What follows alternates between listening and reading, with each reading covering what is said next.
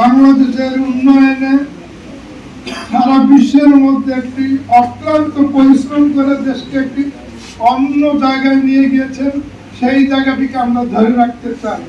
আর সেই ধরে রাখার জন্য আমাদের যে বর্তমান প্রজন্ম এবং আগামী প্রজন্ম যাতে একটি নিরাপদ দেশ খুঁজে পায়, উন্নত দেশ খুঁজে পায়, সেই জায়গাগুলো আমাদের যারা আমাদের মুরব্বী আছে এবং আমাদের যারা অভিভাবক বৃন্দ আছেন তাদের কাছে আমার বিনীত অনুরোধ, যাতে আমাদের ছেলে মেয়েদের যাতে লেখাপড়ার দিকে যাতে মনোনিবেশ করে এবং তাদের চাহিদা আমরা যা যা করার বঙ্গবন্ধু কন্যা মাননীয় প্রধানমন্ত্রী তিনি মেনে নিয়েছেন এবং তিনি সবসময় জনগণের কথা বলেন, উনি জনগণের পাশ বুঝেন।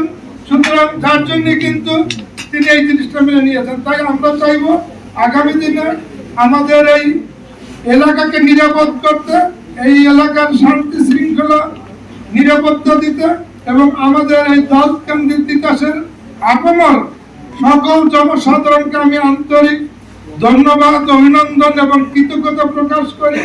আমাদের এলাকাকে আপনারা শান্ত রেখেছেন, আমাদের পরবর্তী প্রজন্মকে এগিয়ে নিয়ে যেতে চান। আর সেই ক্ষেত্রে প্রশাসন এবং আইন শৃঙ্খলা রক্ষাকারী যারা সদস্য আছেন আপনাদেরকে ধন্যবাদ জানাই। আমি ধন্যবাদ জানাই আমাদের রাজনৈতিক সংগঠনের নেতৃবৃন্দ, আমাদের কর্মীবৃন্দদেরকে অত্যন্ত ধৈর্য সহকারে আপনারা যেভাবে মোকাবিলা করেছেন এই জন্য আপনাদেরকে আন্তরিক ধন্যবাদ জানাই।